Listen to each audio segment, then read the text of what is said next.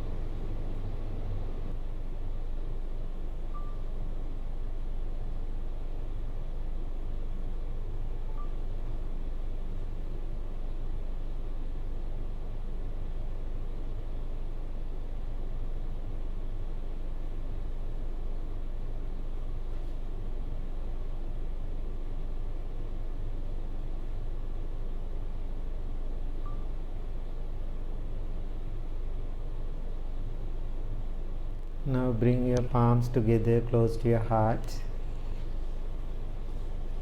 Make a wish for yourself.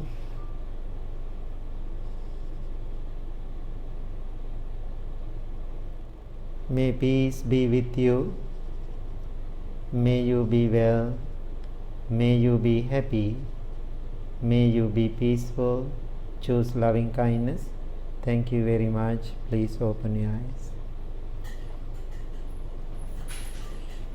Okay, I am very happy to be with you all today and this afternoon. After this meditation, do you have any question to ask? I have a question. Okay, go for it. So, is Buddhism considered a religion? Okay, that's a really good question, Ruben. There are so many religions in the world right now. Buddhism, Judaism, Hinduism, and all other isms. Personally, I don't like any isms. Even Buddhism, I don't like it. It doesn't mean I'm hating it, because I don't feel connected to any isms. Isms, people made. So Buddhism, Buddha didn't make. People made the Buddhism. Buddha's teaching is very practical. It's a way of life. Okay. So after 2600 years later, we call the Buddhism. Whatever people add into that whole Buddhist container. So Buddha was teaching something practical. Buddha was born and raised in northeast of India, and then he was giving his teaching. Right? So when he gave his teaching, he didn't put into any specific container. Now think about India is a one container. So when he giving his teaching, he doesn't want to see it is limited to just India. So if he put into the Indian container, that means after he died, teaching also disappear in that container. Why? It is very limited. So then Buddha gave this teaching without a container. This makes sense? So now think about after many hundred years later, now we have so many containers. Now Buddhist teaching came to Sri Lanka. Now we call Sri Lankan Buddhism. Buddhist teaching went to Thailand. We call the Thai Buddhism, Chinese Buddhism, Japanese Buddhism, Tibetan Buddhism. That's now modern day American Buddhism. So people always identify the Buddha's teaching as a ism according to their culture, according to their country. That's not the real teaching of the Buddha. Now I use this water bottle as an analogy. Okay, so water doesn't have a shape. Now how we call it? Bottle of water, cup of water, glass of water. That's how we measure water. So now think about Ruben come to Sri Lanka with a bottle. Then I am pouring this water into your bottle. Then you go to United States. Then you say, look at my water. this is bottled water. Then you come to me from Austria, then you are holding a cup or mug, I'm pouring into that. Then you go to Austria with that glass of water or cup of water. Then you are so attached to your cup and your whole thing about your bottle or your cup. Now I can see people are so worrying about the container instead of a content. Now if somebody push it a little bit, this container, I get mad. If somebody make a comment about this container, I get upset.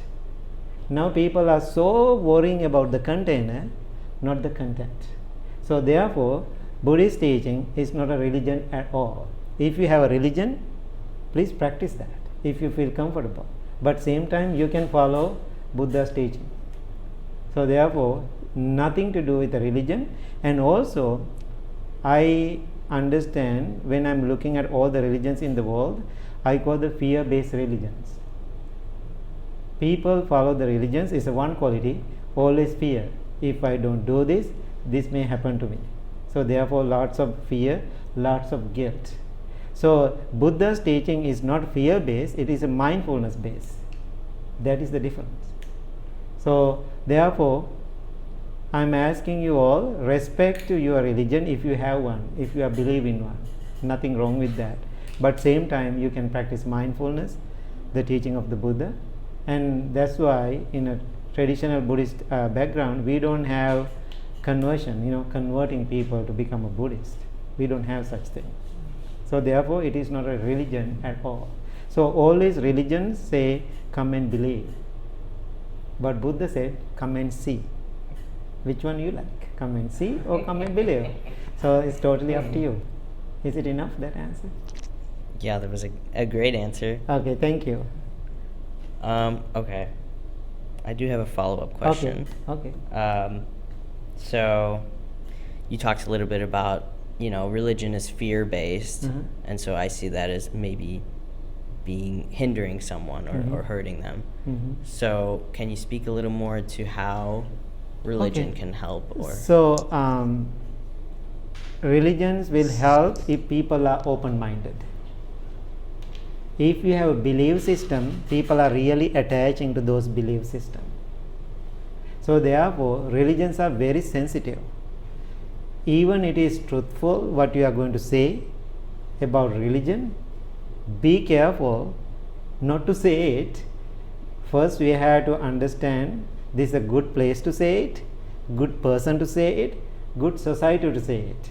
Now certain things it is so truthful, but it is helpful. But if you say it, you are in trouble. Some countries, some cultures. So even it is truthful and helpful, we have to wait for the proper time, proper place, proper person. Because most of the wars in the world, when you dig into the root of the problems of the world matters and the wars, 99% religions are involved. For the world wars, religions are involved. So therefore, always I believe because of the religions, people has to bring together. That's what I want to say. But now I can see in the world, because of the religion, people are separating. Distance. They are fighting and arguing. Can you believe my observation? Name of the same God, people are killing each other. How sad it is. So therefore, I think problem is not the religion, the people who follow it. Because now when we talk about the Buddha's teaching, we, deeper teaching, we don't have rituals. We don't have a belief system. Buddha is not the God. Buddha is not divine. Buddha is a human being like you and me. So therefore, nothing to do with the religion. But if, because of the religions creating more negativities in the world, no need to follow that religion. If bring peace to people's life because of their religion, please follow that. That is my suggestion. No need to accept everything what I say, but you use your own mind to decide. Okay? Anybody has any other questions? Okay. Yes. What is the role of women in the teaching and practice of Buddhist principles, and how has it evolved over the centuries? Okay, so after Buddha became enlightened, so in Indian culture, always women was less, right? They cannot go to work, they have to raise the children, they have to take care of the husband. That's why, the Indian culture, Buddha didn't like it. Buddha is the first one in Indian culture stand for women. So what he did after he became the Buddha, he started Buddhist nuns ordination. The first Buddhist nun is his stepmother, Mahaprajapati, Gautami. That means almost his mother, because mother passed away 7 days after his birth. So then stepmother, that means sister of the mother, raised him. So therefore he considered, this is my mother. So she is the first Buddhist nun in the history. So then we started the Buddhist nun order. Then it came to Sri Lanka, all other countries. But especially in Sri Lanka, many years, long time ago, we lost the order. The way I understand, in the Asian culture, women are very dependent on men. So their safety, their security, so it's very important. So therefore they couldn't continue the order by themselves. Finally we lost it. However, it was very controversial. Finally we restarted it. Now we have almost I think 5,000 Buddhist nuns in the country. They are same. They can do whatever I do. They can teach, they can meditate, we sit together and do all those things. But as a man, as a woman, sometimes we are separated for our safety. Other than that, we treat them same way. Sometimes people asking, sometime in Sri Lanka or Asian countries, you guys treat women less. I don't think it is less. Now when you have seen it, when I see my mother, she's like a queen. We respect her more than everybody. She has a place. All the mothers, they have a wonderful place in this society. So because of the teaching of the Buddha. So when you go to India and Sri Lanka, is totally different, because India is so influenced by Hinduism, but Sri Lanka is so influenced by Buddhist teaching. So therefore women have a very special place in our country, and the first world Prime Minister from Sri Lanka. So that's a good question. Thank you, Kim. Anybody else? I can ask a question. Bhante, thank you for taking this time today. What I would like to ask is, in the popular media, we always see Buddhist monks smiling and this idea of joyfulness, and the monks are always these happy people with perfect lives. But so many times when I read the Buddhist teachings, there's talk about suffering. Can you say a little bit about why Buddhist monks are always smiling when they're always talking about suffering? Right. So it's a good question. I think if you deeply understand about life, suffering, pain, whatever negative things going on in our lives, if you deeply understand it, properly understand that teaching, those are the people really smiling. So people are not understanding that truth. What is the result? Anybody can guess? If you don't understand that truth, reality, life is full of pain and difficulties and problems. If they don't understand, what is the result? Worrying for the future. What will happen to me? What will happen to my family? What will happen to my parents? Always worrying. If you understand it, after you understand it, nothing to worry. Hurry up and enjoy it. That's what I'm telling all the time to my students. Life is short. We don't have that much time to waste. Therefore, let's enjoy it. So what I'm asking people, understand the true nature of life, which is impermanence. Everything is subject to change. Then, right after you get into that place, have fun. When I say have fun, don't misunderstand. Then we have big question mark. Have fun. How? How we are going to have fun? So this is my measurement for that. When after you understand the nature of life, then you are going to have lots of fun or blast. So don't do anything harm to yourself or others. Based on that guidelines, if you can have fun, that's the best life ever. That's how I say. So when we say suffering, suffering, suffering, sounds so negative. That means people don't want to understand it. Why sounds like negative? So if you understand it, life is so positive. I think that's the one reason we are smiling. Thank you, Bhante. Thank you. Okay, Ruth, you have? Yes, I have a question, Bhante. I've heard many times, stay on the path. Mm-hmm. Does staying on the path mean meditating Mm-hmm. regularly, or is there more to it? So number one, yes, we have to meditate. To meditate, first you have to learn how to meditate. So then continue. Sitting is very important, but don't addict to your cushion.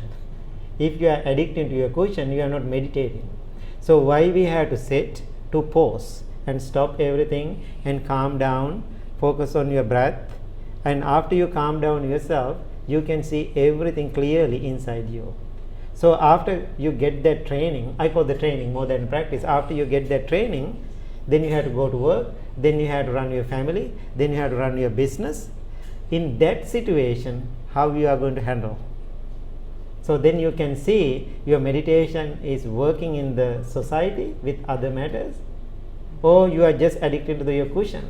So I can see some people, even some teachers, they are so wonderful when they are sitting on the cushion. They are giving great teaching when they are sitting on the cushion. But right after they get up, they are the most annoying people in the world.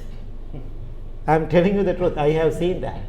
So therefore, I am so concerned what I teach, what I share with the people.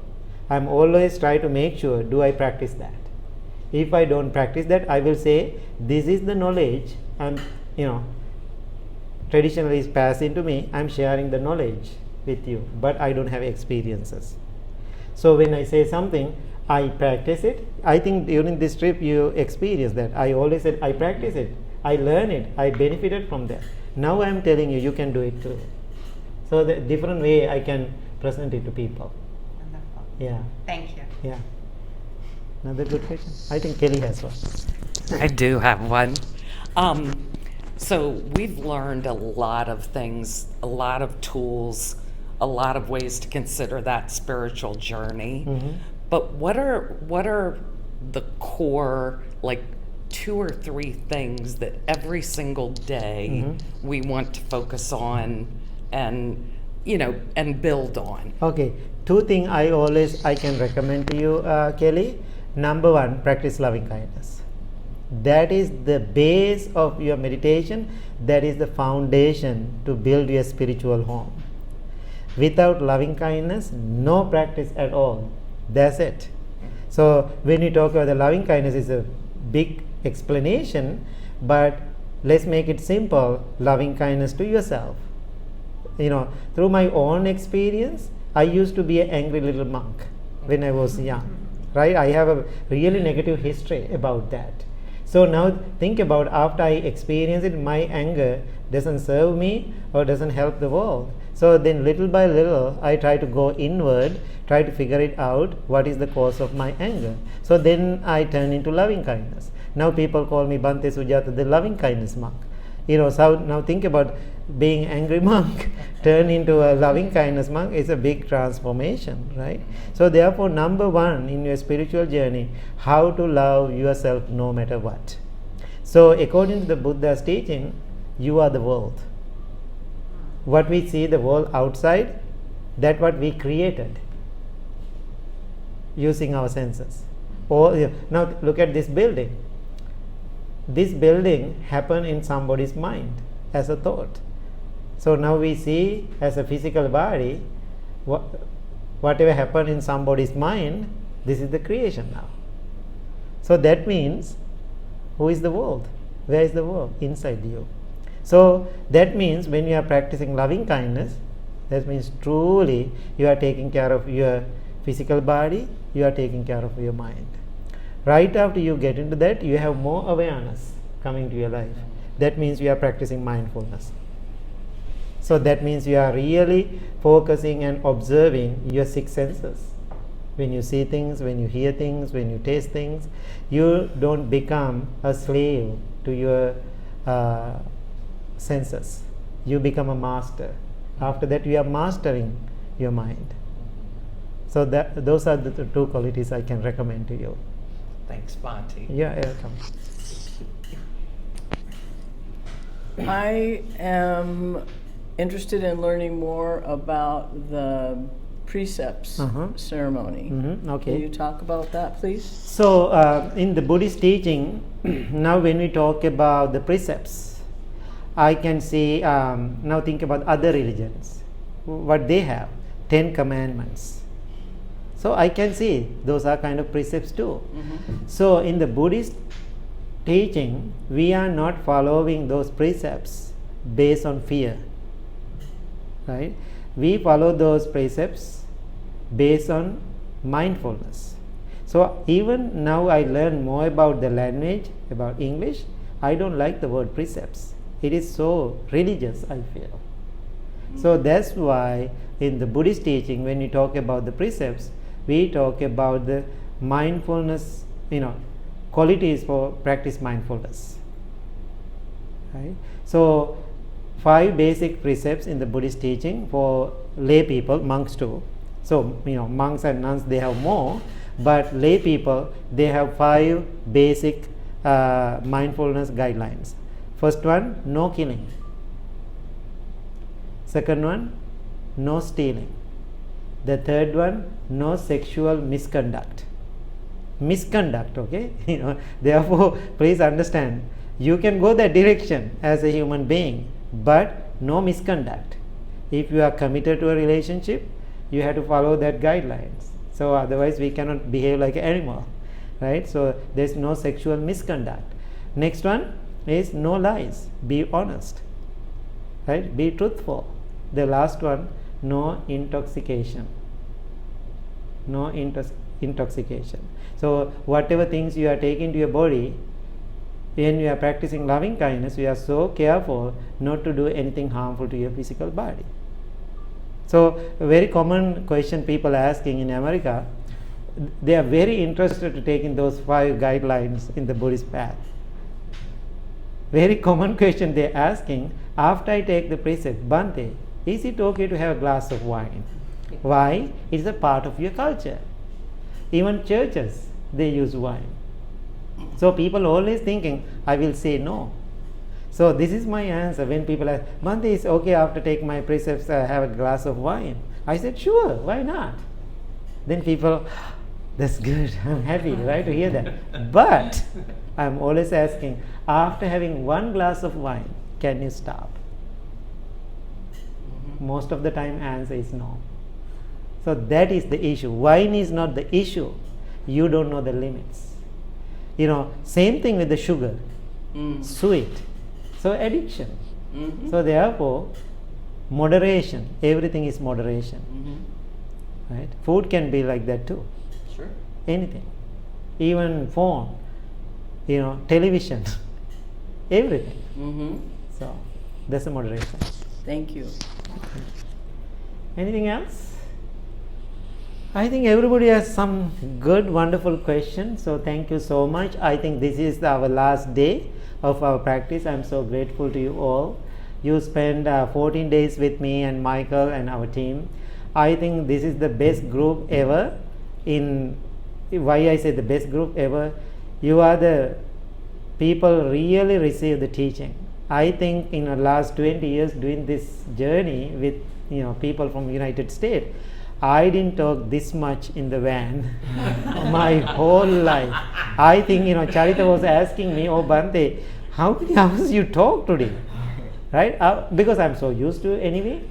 So I understand, because I think you learn a lot in this trip. You got lots of notes. Go home and review, and no need to practice everything. One by one, every day, try to make life your better. Guarantee, I think I gave you a full course. So I think no need to do any shopping anymore for meditation shopping. Right? Now what I can see in the United States, people are doing shopping for meditation. Teacher to teacher, guru to guru, place to place, studio to studio, keep running everywhere. Now people are so confused. Why? We have so many options now. So therefore now I think where I understand and teaching many years around the world, you have enough tools. Now go home with your toolbox, open it and use it. Don't sit on it. So if you sit on it, you are sitting on the toolbox and looking for the tools, but you are sitting on it. So please go home and open the box and fix yourself. So thank you so much, everybody. Thank you. Thank you. Thank you. My Thank you. favorite time.